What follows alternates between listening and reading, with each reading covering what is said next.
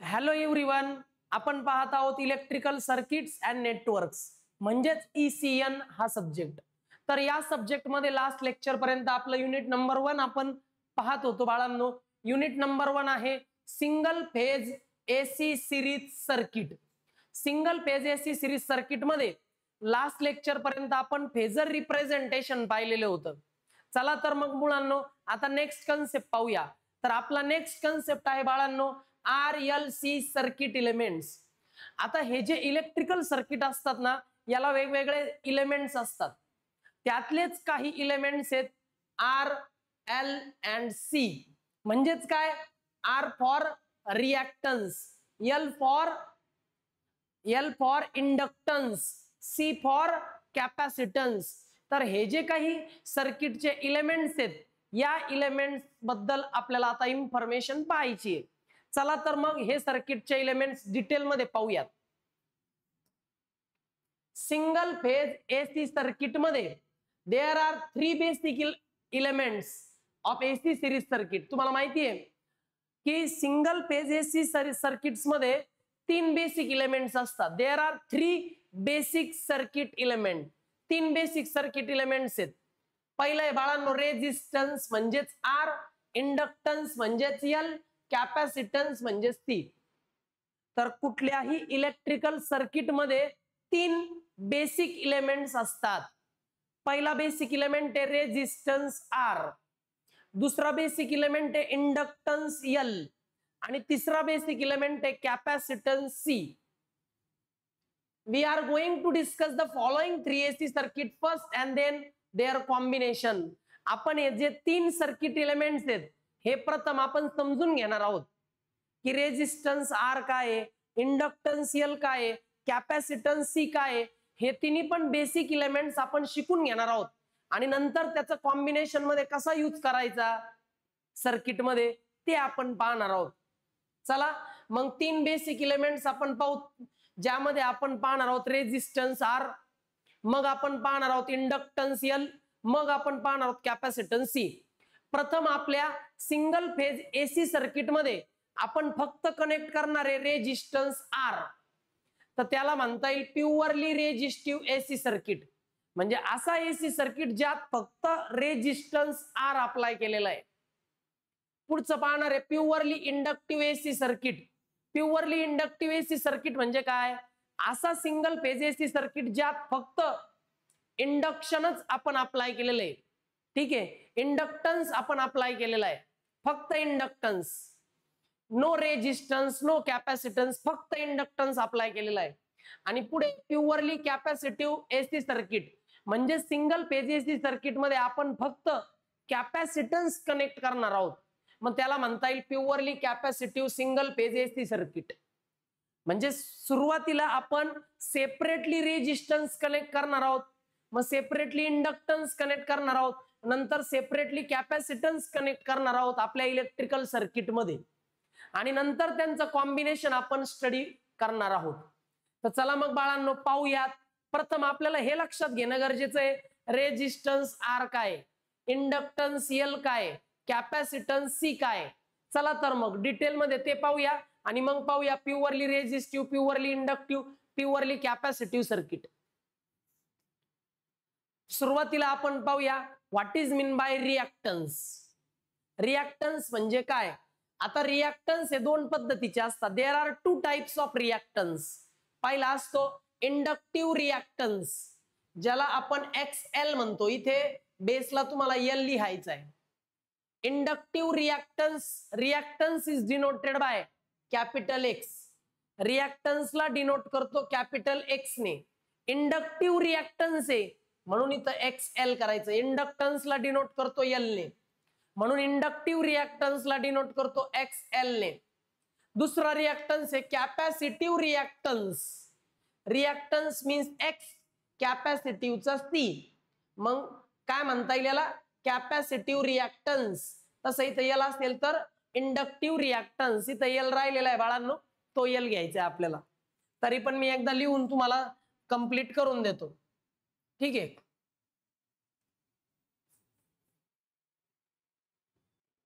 इकडे बघा मुलांनो, जरा एक्सप्लेन करतो. इकडे पहा, आपला जो रिएक्टन्स आहे ना हा एक कॉम्पोनंट आहे, ठीक आहे, एक सर्किट इलेमेंट आहे. हा रिएक्टन्स डिनोट करतो आपण कॅपिटल एक्स ने. रिएक्टन्स डिनोट करतो कॅपिटल एक्स ने. रिएक्टन्सचे दोन टाइप्स होतात. एक असतो बाळांनो इंडक्टिव्ह रिएक्टन्स, एक असतो इंडक्टिव्ह रिएक्टन्स. रिएक्टन्सला डिनोट करतो कॅपिटल एक्स ने. रिएक्टन्सला डिनोट करतो कॅपिटल एक्स ने. इंडक्टिव्ह रिएक्टन्सला डिनोट करतो एल ने, XL. L means inductive, X means reactance. Inductive reactance हा झाला फर्स्ट टाइप ऑफ रिएक्टन्स. पुढचा येतो कॅपॅसिटिव्ह रिएक्टन्स. Capacitive reactance. आता reactance means capital X, capacitive means C. मग काय झालं, capacitive reactance, inductive reactance. Okay, मग बाळांनो रिएक्टन्स म्हणजेच बाळांनो एक्स असतो आणि त्याचे दोन टाइप्स असतात. Inductive reactance it is denoted by XL आणि capacitive reactance it is denoted by XC. चला आता आपण पाहूया पुढे. चला रिएक्टन्स, आता या दोघांचंही सेपरेटली डिटेलमध्ये एक्सप्लेनेशन आणि फॉर्म्युला पाहू. सी हियर, सुरुवातीला तुम्हाला हे माहित आहे का बाळांनो what is mean by reactance? Reactance is also the resistance. Reactance म्हणजे रेजिस्टन्सच असतो. रिएक्टन्स हा एक असा फॅक्टर आहे, रिएक्टन्स हा एक असा फॅक्टर आहे, एक असा सर्किट इलेमेंट आहे जो काय करतो बाळांनो की तुमच्या सर्किट मधून फ्लो होणाऱ्या करंटला अपोज करतो. It opposes the flow of alternating current. Alternating current जो आहे ना त्याच्या फ्लोला अपोज करणारा circuit element means reactance. and it has a two types, inductive reactance and capacitive reactance. First of all पाहूया inductive reactance. ठीक आहे, inductive reactance ला denote करतो XL ने, इथे L राहिलाय. We can define the inductive reactance as the opposition to the flow of an alternating current offered by inductance.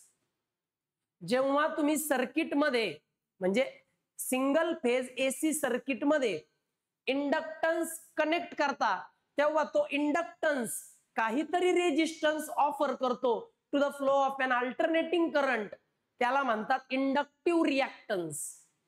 Resistance to the flow of an alternating current offered by the inductance L. जेव्हा तुम्ही circuit element म्हणून electrical circuit मध्ये inductance connect करता त्यावेळी तो inductance करंटला oppose करणारा एक फॅक्टर त्या ठिकाणी ऑफर करतो, त्याला म्हणतात, त्या रेजिस्टन्सला म्हणतात inductive reactance. The resistance offered by the inductance. जेव्हा इलेक्ट्रिकल सर्किटमध्ये आपण इंडक्टन्स कनेक्ट करतो तेव्हा तो इंडक्टन्स करंटच्या फ्लोला अपोज करतो, त्या अपोजिशनला म्हणतात इंडक्टिव्ह रिएक्टन्स. म्हणजे असं असतं बाळांनो की इलेक्ट्रिकल सर्किट मध्ये तुम्ही इंडक्टन्स हे सर्किट इलेमेंट जोडलं की इंडक्टन्स हे सर्किट इलेमेंट अल्टरनेटिंग करंटच्या फ्लोला अपोज करतं, रेजिस्टन्स प्रोव्हाइड करतो. मग resistance offered by the inductance is called as inductive reactance. It is denoted by XL. The inductive reactant XL. आता इंडक्टिव्ह रिएक्टन्स XL याचा फॉर्म्युला आहे बाळांनो omega into L. Omega into L म्हणजेच 2πfL. काय formula आहे? 2πfL. F is for frequency. 2π means one full rotation, कारण one full rotation म्हणजे 360 degree. Radian मध्ये 360 डिग्री म्हणजे 2π. ओमेगाची व्हॅल्यू झाली 2πf आणि L is the value of inductance. इंडक्टन्सलाच L ने डिनोट करतो. मग बरोबर आहे, जेव्हा इलेक्ट्रिकल सर्किट मध्ये आपण इंडक्टन्स कनेक्ट करतो तेव्हा तो इंडक्टन्स त्या सर्किट मधून फ्लो होणाऱ्या करंटला अपोज करतो, या अपोजिशनला म्हणतात inductive reactance and it is denoted by XL. आणि XL चा फॉर्म्युला आहे ओमेगा L म्हणजेच 2πfL. यावर फॉर्म्युले प्रॉब्लेम्स येतं. XL चा फॉर्म्युला आहे 2πfL. F is for frequency, L is for inductance L. बर, आता याचं युनिट काय आहे तर हा पण एक प्रकारचा रेजिस्टन्स आहे. इंडक्टिव्ह रिॲक्टन्स हा एक पद्धतीचा रेजिस्टन्स आहे, पण हा रेजिस्टन्स कुणी दिला? इंडक्टन्सने दिला. पण हा एक प्रकारचा रेजिस्टन्सच आहे, म्हणून याचं युनिट सुद्धा तेच आहे जे रेजिस्टन्सचं युनिट आहे, ओहम. मग लक्षात ठेवा, इंडक्टिव्ह रिॲक्टन्सचं युनिट काय झालं? Ohm. The unit of inductive reactance is ohm. Okay, परत एकदा तुम्हाला ही स्लाइड सांगतो बाळांनो. Inductive reactance is the resistance offered by the inductance to the flow of an alternating current is called as inductive reactance. जेव्हा तुम्ही electrical circuit मध्ये इंडक्टन्सला connect करता, inductance या सर्किट इलेमेंटला कनेक्ट करता, तेव्हा तो इंडक्टन्स अल्टरनेटिंग करंटच्या फ्लोला रेजिस्ट करतो. त्या रेजिस्टन्सला म्हणतात इंडक्टिव्ह रिॲक्टन्स. थोडक्यात सांगायचं झालं तर resistance offered by the inductance is called as inductive reactance. Inductive reactance is denoted by XL. Inductive reactance is denoted by XL and formula 2πfL. पण हा एक पद्धतीचा रेजिस्टन्सच आहे, फक्त हा रेजिस्टन्स दिलाय इंडक्टन्सने, पण हा एक पद्धतीचा रेजिस्टन्सच आहे, म्हणून रेजिस्टन्सला जे युनिट आहे तेच युनिट याचं आहे, ओहम. याचा स्क्रीनशॉट घ्या बाळांनो, महत्वाचा टॉपिक आहे.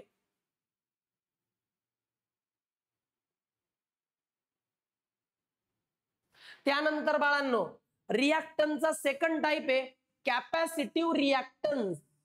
Reactance means x, capacitive means T, XC. Thus, capacitive reactance is defined as the opposition offered by the pure capacitor to the flow of an alternating current. जेव्हा तुम्ही electrical circuit मध्ये कॅपॅसिटरला connect करता, तेव्हा तो capacitor alternating करंटच्या फ्लोला काहीतरी resistance offer करतो, त्याला म्हणतात capacitive reactance. Okay, just 1 minute. तर बाळांनो जेव्हा इलेक्ट्रिकल सर्किट मध्ये आपण कॅपॅसिटन्स कनेक्ट करतो, कॅपॅसिटर कनेक्ट करतो, तेव्हा तो कॅपॅसिटर करंटच्या फ्लोला अपोज करतो, त्या अपोजिशनला म्हणतात कॅपॅसिटिव्ह रिॲक्टन्स. म्हणजे सोप्या भाषेत काय, the resistance offered by the capacitor to the flow of electric current is called as capacitive reactance. म्हणजे असा रेजिस्टन्स जो कॅपॅसिटरने ऑफर केलेला आहे to the flow of an alternating current, त्या रेजिस्टन्सला म्हणतात capacitive reactance. Resistance offered by the capacitor is called as capacitive reactance. Capacitive रिॲक्टन्सचं युनिट आहे बाळांनो ओहम, कारण हे सुद्धा एक प्रकारचा रेजिस्टन्सच आहे. रिॲक्टन्स म्हणजे रेजिस्टन्सच आहे, फक्त तो दुसऱ्या सर्किट इलेमेंटने ऑफर केलेला आहे. कॅपॅसिटरने जर रेजिस्टन्स ऑफर केला तर त्याला म्हणतात कॅपॅसिटिव्ह रिॲक्टन्स, आणि जर तोच रेजिस्टन्स इंडक्टरने ऑफर केला, इंडक्टरने, तर त्याला म्हणतात इंडक्टिव्ह रिॲक्टन्स. ओके, मग आता capacitive reactance is denoted bye XC, आणि कॅपॅसिटिव्ह रिॲक्टन्सचा फॉर्म्युला आहे 1/ωc. C म्हणजे कॅपॅसिटन्सची व्हॅल्यू, त्या कॅपॅसिटरच्या कॅपॅसिटन्सची व्हॅल्यू, आणि ओमेगा म्हणजे 2πf, 1/2πfc. This is the formula for capacitive reactance. आणि हे पण एक पद्धतीचा रेजिस्टन्सच आहे, म्हणून याचं युनिट सुद्धा ओहम आहे. चला, कळाला असेल, स्क्रीनशॉट घ्या बाळांनो.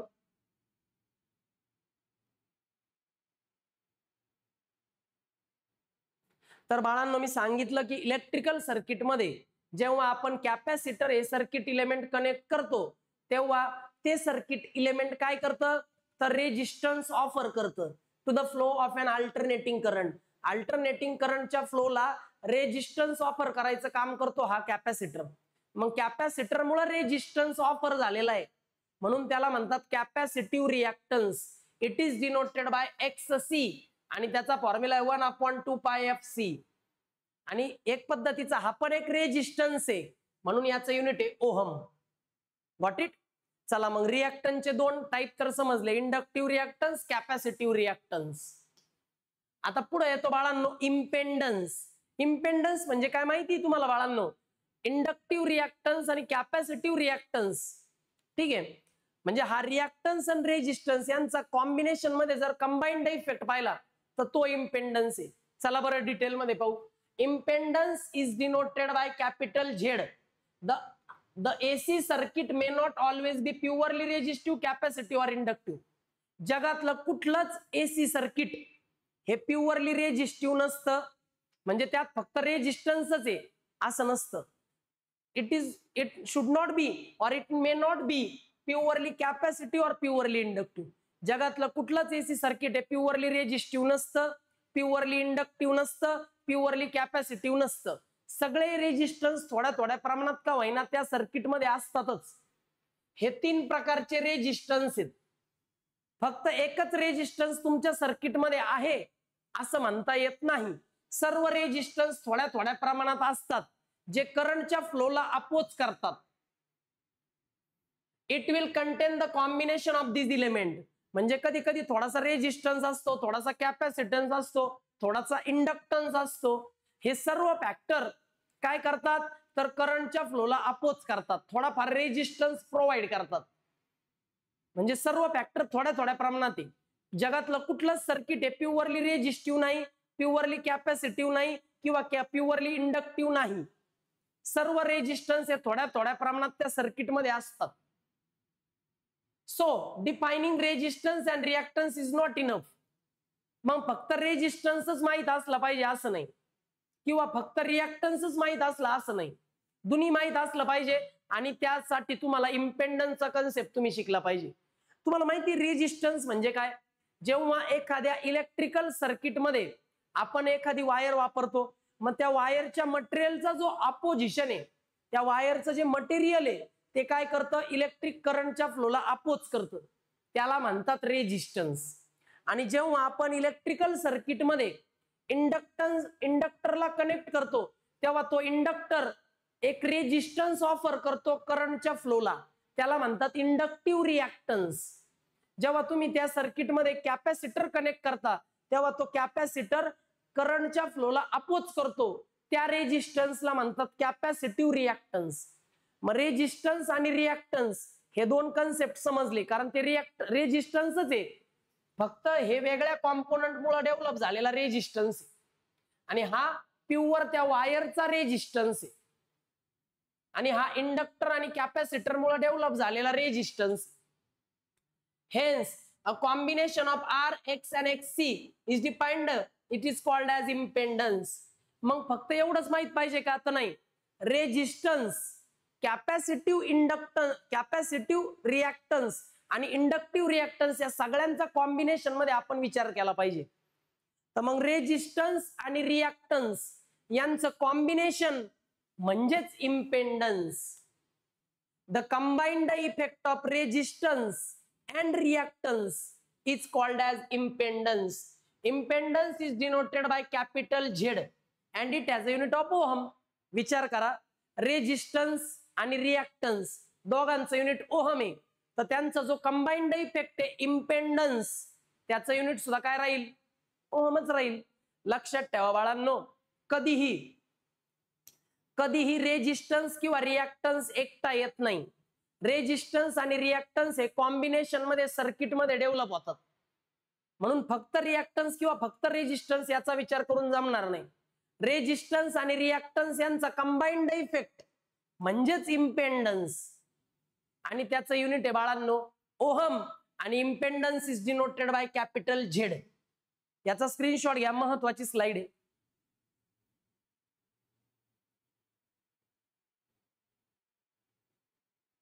चला, झाला असेल बाळांनो, जरा इकडे लक्ष द्या. मग आता impedance Z, impedance Z is the, बघा impedance Z is equal to the, हा आहे रेजिस्टिव्ह पार्ट आर, म्हणजे resistance plus J into X. Okay, resistance is equal to R plus J into X. हा आहे बाळांनो रेक्टँग्युलर फॉर्मॅट आणि हा आहे पोलर फॉर्मॅट. म्हणजे दोन्ही पण फॉर्म्युले आहेत. हा पण इम्पेडन्सचा फॉर्म्युला आहे, हा पण इम्पेडन्सचा फॉर्म्युला आहे. दोन्ही इम्पेडन्सचेच फॉर्म्युले आहेत, पण हा इम्पेडन्सचा फॉर्म्युला पोलर फॉर्म मध्ये. कोणत्या फॉर्मॅट मध्ये? पोलर फॉर्म मध्ये.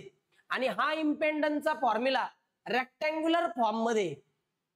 पोलर फॉर्म मध्ये, रेक्टँग्युलर फॉर्म मध्ये. आपल्याला दोन्ही पाठ करावे लागतील, दोन्हींवर आपल्याला प्रॉब्लेम्स आहेत, न्यूमरिकल्स आहेत. पोलर फॉर्मॅट मध्ये इम्पेंडन्सचा फॉर्म्युला, रेक्टँग्युलर फॉर्मॅट मध्ये इम्पेंडन्सचा फॉर्म्युला.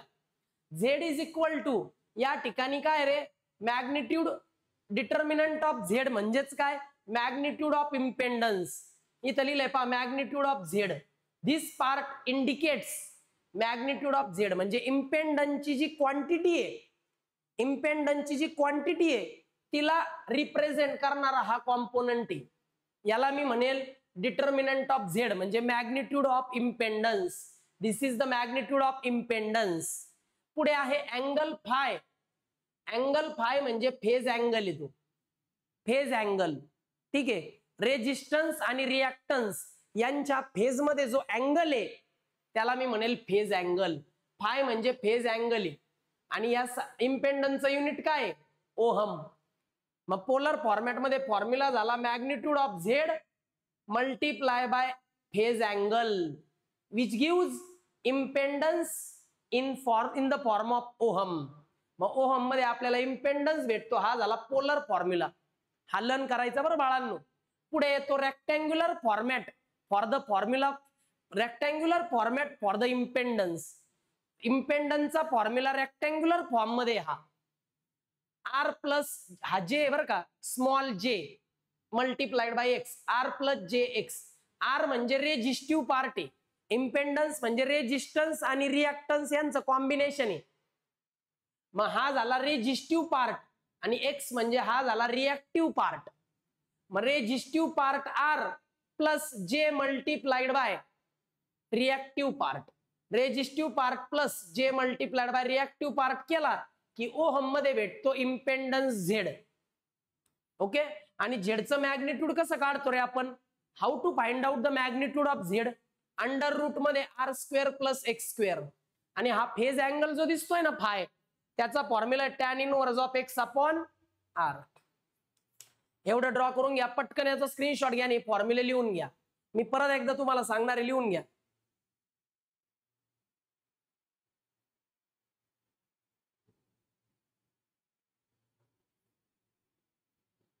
चला बाळांनो, झाला असेल जरा इकडे लक्ष द्या. आता मी थोडस समजावून सांगतो. तुम्हाला माहिती इम्पेंडन्स म्हणजे काय, हा एक राईट अँगल ट्रायंगल आहे. काय, राईट अँगल ट्रायंगल. ठीक आहे. आता या ठिकाणी फेज अँगल फाय काय, या ठिकाणी फेज अँगल फाय. आता या साइडला आहे एक्स. एक्स म्हणजे कोण आहे रे, रिॲक्टन्स. कोण आहे या साइडला, एक्स. एक्स म्हणजे रिॲक्टन्स. या साइडला आर आहे. आर म्हणजे कोण रे, रेजिस्टन्स. हा अँगल 90 डिग्रीचा आहे बरं का. आता लक्षात घ्या, रेजिस्टन्स आणि रिॲक्टन्स यांचा कंबाइंड इफेक्ट, या दोघांचा कंबाइंड इफेक्ट म्हणजे कोण असतो, इम्पेंडन्स. इम्पेंडन्स म्हणजे कोण रे, Z. Resistance R, reactance X यांचा कंबाइंड इफेक्ट म्हणजे इम्पेंडन्स झेड. ओके. आता जर मी पायथागोरस थेरम वापरला, पायथागोरस थेरमने हायपोटेनसचा square is equal to R square plus X square. पण मला झेड स्क्वेअर नको, फक्त झेड पाहिजे. मग taking square root on both side, दोन्ही बाजूला स्क्वेअर रूट घेतलं तर झेडचा फॉर्म्युला डेव्हलप झाला ना, R square plus X square. पण हे काय आलं, फक्त मॅग्निट्यूड आलं, क्वांटिटी आली. हाच फॉर्म्युला होता की नाही मॅग्निट्यूड ऑफ झेडचा, under root of R square plus X square. हाच फॉर्म्युला होता ना. स्क्रीनशॉट घ्या किंवा लिहून घ्या. मॅग्निट्यूड ऑफ झेडचा फॉर्म्युला तयार करून दाखवला with the help of impedance triangle. या ट्रायंगलला काय म्हणतात, इम्पेंडन्स एक्सप्लेन करणारा ट्रायंगल. असा ट्रायंगल जो इम्पेंडन्सला एक्सप्लेन करतो, रिप्रेझेंट करतो, याला म्हणतात इम्पेंडन्स ट्रायंगल. ओके. मग काय, X square plus R square is equal to Z square according to the Pythagoras theorem. Hypotenuse square is equal to one side square plus second side square. Pythagoras theorem वापरून हे आलं, square root घेतला हे आलं. It gives the magnitude of impedance. हे आपल्याला magnitude of इम्पेंडन्स भेटतो इथे. तुम्ही म्हटले सर फेज अँगल कसा काढायचा, फेज अँगल साठी फॉर्म्युला वापरायचा बाळांनो, टॅन फाय. म्हणजे काय, टँजंट ऑफ फेज अँगल. याचा जर तुम्ही फाय घेतला तर अपोजिट साइड कोण आहे अपोजिट साइड फेज अँगलची? रिॲक्टन्स एक्स आहे आणि ऍडजेसंट साइड कोण आहे? आर. तुम्हाला टँजंटचा फॉर्म्युला येतो ना, टँजंट हा एक ट्रिग्नोमेट्रीचा रेशो आहे. फॉर्म्युला आहे opposite side upon adjacent side. मग या फेज अँगलची अपोजिट साइड काय? रिॲक्टन्स एक्स अपॉन ऍडजेसंट का साइड काय? आर. मग opposite side upon adjacent side X upon R. Okay, मी कसं केलं हे? अपोजिट साइड अपॉन ऍडजेसंट साइडचा फॉर्म्युला वापरून केलेलं आहे. अपोजिट साइड ही आणि ऍडजेसंट साइड. टॅन जर तिकडे गेला तर काय होईल रे? Tan inverse. मग फायचा formula tan inverse X upon R. बघा मी हा पण फॉर्म्युला तुम्हाला डिराईव्ह करून दाखवला. ते फॉर्म्युले कसे आले ते तुम्हाला या इम्पेंडन्स ट्रायंगलच्या माध्यमातून इथं शिकवले. ओके, लिहून घ्या बाळांनो. याचा मी घेतला tan of phi opposite side reactance divided by adjacent side resistance. मग opposite side X upon adjacent side R. X upon R, tan तिकडे गेला tan inverse X upon R. This is called as phase angle phi. Phase angle फायचा formula आणि Pythagoras theorem वापरला तर इथं आला magnitude of इम्पेंडन्सचा formula. यात काय डाऊट असल्यास विचारा, हे लिहून घ्या, इम्पॉर्टंट आहे.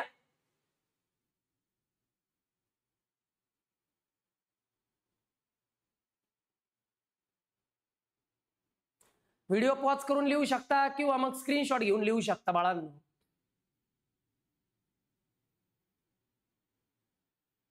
आता आपल्याला ते मी आता जे सांगितलं तेच, जर आपण पोलर फॉर्मचा विचार केला तर पोलर फॉर्म मध्ये इम्पेंडन्सचा फॉर्म्युला आहे magnitude of impedance multiplied by phase angle five.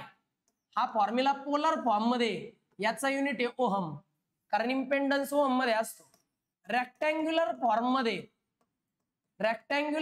मध्ये इम्पेंडन्सचा फॉर्म्युला आहे बाळांनो resistive part R plus J multiplied by reactive part X. हा फॉर्म्युला परत इम्पेंडन्सचा आहे. It gives impedance in ohm. हा फॉर्म्युला रेक्टँग्युलर फॉर्म मध्ये आणि हा फॉर्म्युला पोलर फॉर्म मध्ये. आपल्याला दोन्ही पैकी एकच वापरायचा आहे एक्झामला, एका न्यूमरिकल मध्ये. ओके, चला मग बाळांनो, मी तुम्हाला सर्व काही एक्सप्लेन केलंय. आज मी तुम्हाला रिॲक्टन्सचे टाइप्स आणि इम्पेंडन्सचा कन्सेप्ट एक्सप्लेन केलाय. भेटूयात नेक्स्ट लेक्चरला नवीन टॉपिक बरोबर. बाय स्टुडंट, तोपर्यंत लिहून घ्या. Bye students.